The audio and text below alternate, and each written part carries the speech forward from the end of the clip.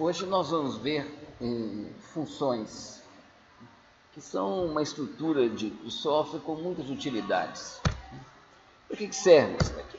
Para reaproveitar código, para a criação de módulos, encapsulando detalhes e permitindo a divisão de trabalho, para o desenvolvimento top-down de programas e para prescrever loops, prescrever comportamentos repetitivos. Vamos começar com o aspecto de reaproveitamento de código. A gente quer fazer um programa que leia dois inteiros, n e k, e que calcule e imprima o número de combinações de n, k, k, tá certo? Dado por essa fórmula aqui que vocês conhecem, tá bom? N fatorial sobre n menos k fatorial de k fatorial. Olhando para essa fórmula, a gente percebe que nós vamos precisar de calcular 3 fatoriais. Já existe a função factorial no Scilab, mas vamos dizer que nós aqui vamos programar. Bom, então, nós vamos partir do código que a gente já conhece, que é um loop para o cálculo do fatorial. Vamos ter uma variável fat, que eu inicializo ela com o valor 1, depois eu faço i variar de 1 até v, eu estou calculando o fatorial de v, né? E vou fazer fat igual ao valor antigo de fat multiplicado por i. Bom, então você vai acumulando aqui o produto, 1 vezes 2 vezes 3 vezes 4, até chegar no número. O que a gente tem que fazer? A gente tem que adaptar esse código para reaproveitá-lo, nós temos que adaptá-lo para o cálculo dos fatoriais de n, n menos k e de k. Aqui está um jeito de fazer isso. Vocês reparem aqui que então aqui eu leio n, leio k, tá bom? E depois esse pedaço aqui é o cálculo do fatorial de n. Bom, eu calculei o fatorial de n e colocando numa variável que eu chamei de fat underscore n.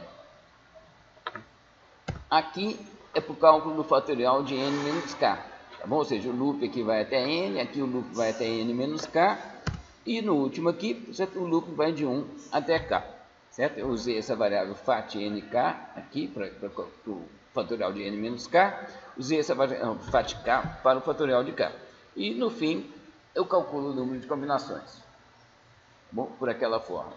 Reaproveitei o código. Sim, não tem dúvida. Tá? Ganhei algum trabalho aqui. Mas vejam vocês como que isso fica melhor com funções. Tá bom? Nós vamos fazer o nosso programa principal ficar dessa forma. Tá bom?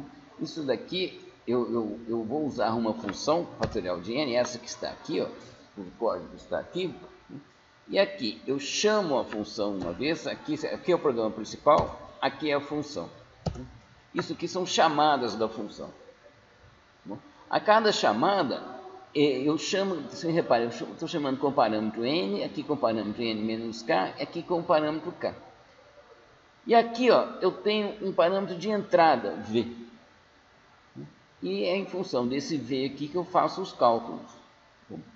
Nessa primeira chamada, o valor de n é transferido para v. Na segunda é o valor de n menos k, que é transferido para v. Na terceira é o valor de k, que é transferido para v. Bom, a função executa, calcula essa variável fat e esse valor é que é o resultado da função. Então aqui está o código da função. Certo? Ou seja, em vez da gente ter agora um único arquivo com o seu programa, você pode ter mais de um arquivo. Pelo menos o seu código está separado em duas partes. Eu vou fazer uma analogia com esse somador aqui que eu coloquei para vocês, no intuito de assustar um pouco. Bom, qual que é a ideia? Aqui a gente tem, sim, 4 circuitos de soma completa. Mas será que esse circuito é igualzinho a esse? Será que... tem que sair conferindo. Tá bom? Para você entender. Quando a gente faz dessa fórmula aqui, ó, que a gente usou aqui, o subcircuito de soma completa, que eu nem sei dos detalhes dele quando eu estou desenhando isso daqui, eu não sei quais são os detalhes aqui, mas eu sei que ele faz a soma completa, tá bom? Ele recebe 2 bits, um de cada parcela, e mais um bit que é um vem 1.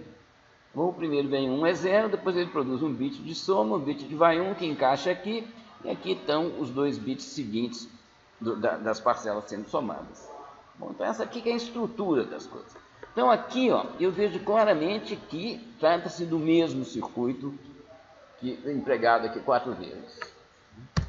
Agora, se eu quiser saber como que funciona esse módulo aqui, bom, eu olho sim os detalhes para ele. Aqui está o nosso programa, a gente chama isso aqui de um programa monolítico, sabe? Porque eu fiz ele como um bloco só. O programa modularizado, ele fica assim, certo? O programa principal é desse jeito, certo? No caso aqui, repare, eu nem utilizei as variáveis intermediárias, eu já empreguei em uma única expressão 3 chamadas para uma função fatorial. E aqui está a função. Isso aqui é o uso do módulo, aqui é o funcionamento do módulo. Ou seja, aqui a gente vê claramente que trata-se da mesma chamada de função. Vocês reparem como que pelo uso de parâmetros a gente consegue um reaproveitamento do código muito mais elegante, sem precisar de ficar substituindo as coisas, mudando um pouquinho o código. Cada vez que você faz uma substituição dessas, gente, é uma chance para você errar. Bom, aqui não tem dúvida, qualquer pessoa que for ler isso daqui saberá que aqui eu estou chamando a mesma função que aqui e que aqui. Bom, nesses 3 pontos aqui é uma chamada para uma única função. Você pode ter funções que eles têm mais de um parâmetro de saída. Por exemplo, aqui ó, eu tenho uma função EQ2G de A, B e C, bom, que retorna 2 parâmetros, R1 e R2, que são calculados aqui, gente, no meio do corpo da função. Para você chamar essa função, bom, a gente faz isso aqui. Raiz 1, raiz 2 igual a EQ2G de x, y e z.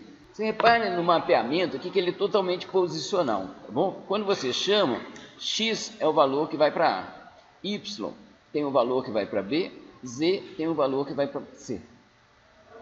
Bom, ou seja, quando essa função aqui inicia a sua execução, A, B e C tem valores que vão depender da forma como foi chamada. Bom, no caso aqui, desse jeito, com esses 3 parâmetros aqui. E aqui ele calcula R1 e R2, que são os parâmetros de saída. Bom, o R1, por sua vez, é mapeado em raiz 1 e R2 mapeado em raiz 2, tá bom? Ou seja, aqui estão os parâmetros de entrada e aqui os parâmetros de saída.